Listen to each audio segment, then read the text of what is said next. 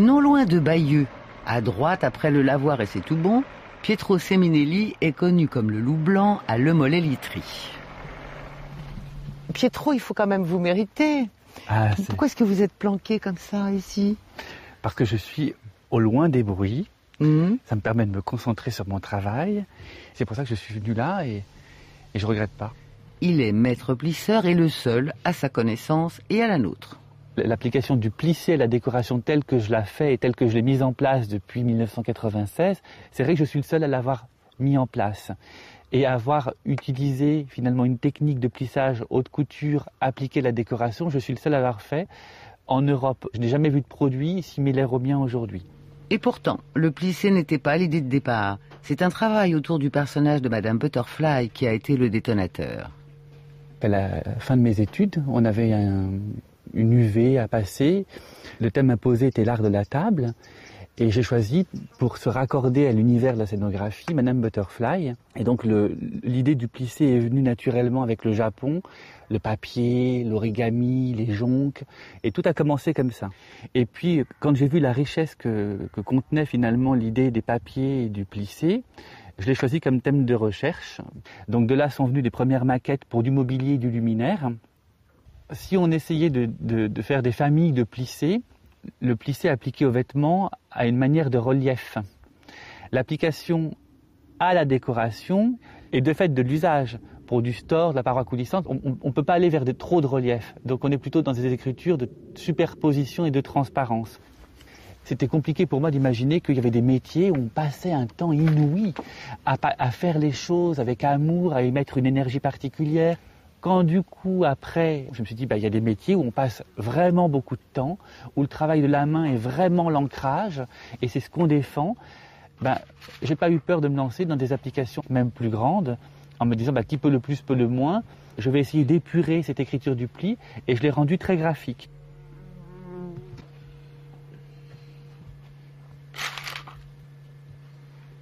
Quitter le faubourg et arriver ici, en pleine campagne, en lisière de forêt, ça fait tout drôle au début. J'étais pas habitué au bruit, les bruits des bois, les chouettes, tout ça, c'était impressionnant. Pietro, quand vous vous mettez à cet établi, que vous commencez à plisser, vous êtes dans quel état d'esprit? Ça demande un état de calme, parce que la matière obéit à nos émotions, elle obéit à notre état intérieur. Donc si on n'est pas calé, le pliage ne se fait pas bien, on a des faux plis pour le coup. On peut même déchirer un tissu, un papier, simplement par énervement. Donc ça demande d'être centré, comme pour un art martial quasiment, je pense. Alors là, vous travaillez pour qui? Alors là, en fait, c'est pour un projet d'exposition. Et donc là, je reviens à mes premières amours avec les tissus et les trames de lin qui sont très belles en transparence parce que la filtration de la lumière fait que on obtient une qualité particulière à cette lumière. Elle est un peu nimbée, un peu particulière. Donc dans ce cas précis, tout le travail préparatoire, c'est le travail du traçage, qui sur textile, c'est ce que vous voyez qui est là et qui donne ces arêtes. Tout le diagramme du pliage est transposé sur la toile. Une fois que l'empreinte est donnée, on commence à plier ce que j'ai commencé à faire là, à former ces carrés. C'est une trame assez simple en fait, mais qui a un très beau résultat en transparence parce qu'elle va de 2 à 5 épaisseurs de superposition. Le plissé était tombé en désuétude et pour Pietro Seminelli, presque tout était à reprendre et surtout les fameux moules à plisser. Ceux-ci viennent de l'entreprise Goldberger, qui était le dernier plisseur à Bruxelles pour la haute couture. Il y a pratiquement 800 modèles différents qu'on a acquis et qu'on a répertoriés. Et le plissé est né à peu près quand? Alors, c'est toute une histoire. On va dire que le premier témoignage du pli, on peut aller jusqu'à l'Égypte ancienne. Après, on va dire que la mode du plissé commence déjà dès la Renaissance. Et puis, le plissé vraiment tel qu'on le connaît avec la technique du plissage par le biais du moule à plisser, c'est venu avec la révolution industrielle. Donc fin 19e, apparition des machines à vapeur et surtout, années 50, grand témoignage puisque invention du nylon et des polyesters, vraiment le polyester a permis d'ouvrir le champ d'investigation autour du pli car il marque de manière indélébile, grâce à la vapeur, le pli. Tiens Viviane, regarde. Ça c'est des documents tout à fait incroyable. On est 1887. Ouais. Et c'était les documentations des plisseurs de l'époque où ils référençaient tous les modèles de plissés. Puis il y a surtout Là, on voit, alors, par exemple, ouais. ceux-là, là, que tu repères, tu vois, ça donne ça en vérité. Voilà, c'est ça. On passe, tu vois, de la cannelure à la frise. Et le tissu, il est dedans. Ah, le tissu. On déplie le moule, on sort l'intérieur, on pose le tissu complètement à plat à l'intérieur, on réimbrique les deux épaisseurs ensemble. Oui, mais maintenant, se servir de ça, c'est quasiment impossible, donc, parce que ça prend un temps fou. C'est très long, Hein? notamment quant au fait que, on le voit par exemple, il y a des fragilités sur les moules qui font que les moules craquent. Donc il y a vraiment un problème de conservation. Ah, c'est là que vous êtes en train de chercher.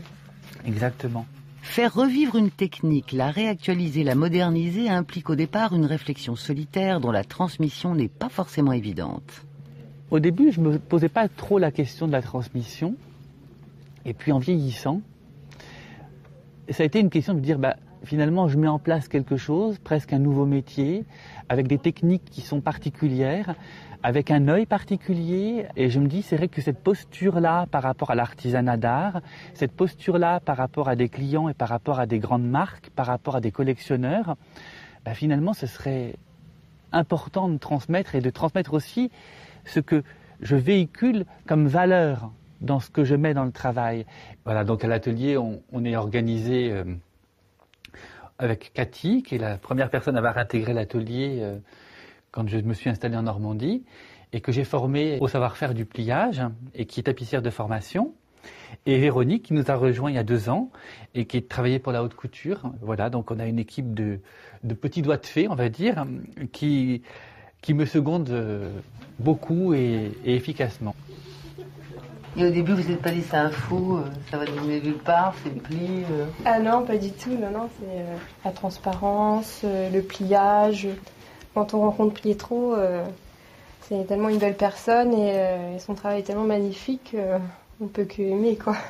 On peut comprendre leur enthousiasme, surtout lorsque Pietro Seminelli explique sa technique, le pli appliqué au travail de la transparence. Là, c'est une matière structurée par simplement un entrelac de carrés d'un côté et ça forme un canage de l'autre côté.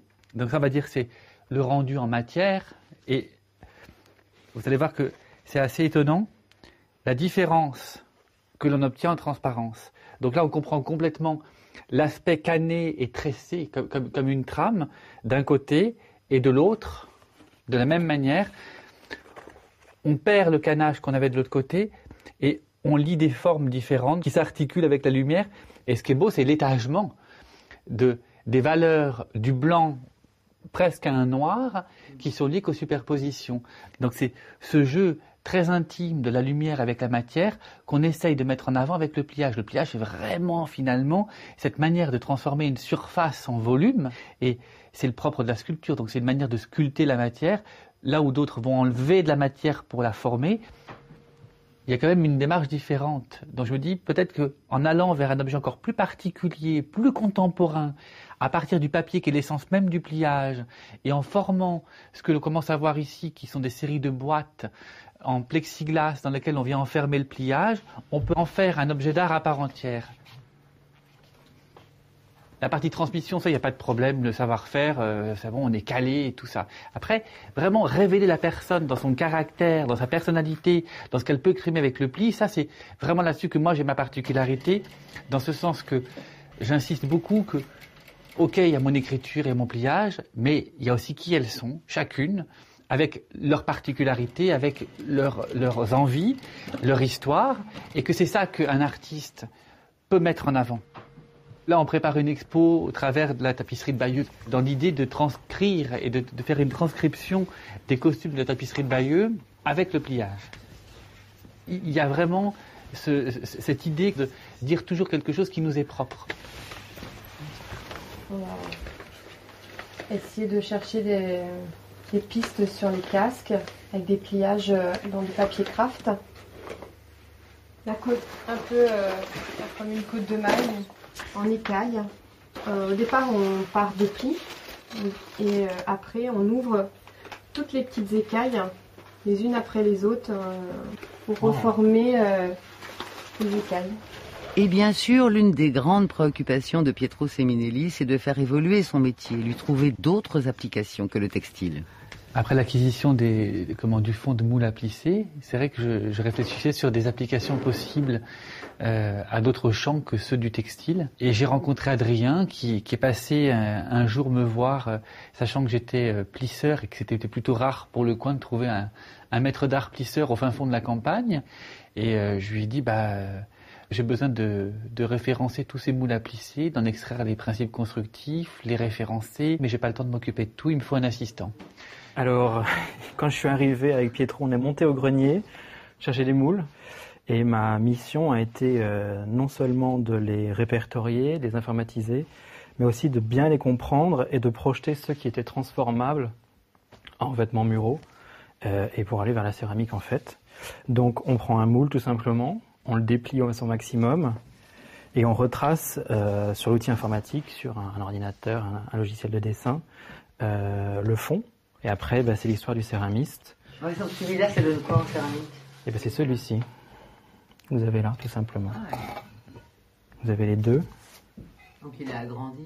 Il a changé d'échelle, effectivement. Ouais. C'est aussi un outil qui permet effectivement de faire évoluer le savoir-faire en proposant de nouvelles trames de pliage, en les changeant d'échelle, en inventant de nouvelles. C'est une voie de vrai développement. Et c'est ainsi qu'une technique presque aussi ancienne que les pyramides se retrouve aujourd'hui porteuse d'avenir. Juste pour anecdote, on sait par exemple que l'industrie aéronautique a recours au pli pour les planchers d'avion parce que, au lieu de mettre un matériau plein, on fait un sandwich de 2 feuilles et d'un accordéon entre les deux qui rendent la surface beaucoup plus résistante qu'un matériau plein. Dans la génétique, des chercheurs se penchent sur la manière de rentrer encore plus profond dans la matière et on se rend compte que c'est pas en explosant la matière qu'on arrive à rentrer plus dedans, mais que c'est un grand diagramme de pliage et que la matière elle-même est une matière plissée. Donc c'est intéressant en ce sens parce que ça montre que de l'infiniment petit à l'infiniment grand, les montagnes, les vallées, il est affaire de pli. Finalement, le monde n'est pas si compliqué une fois que le pli est pris.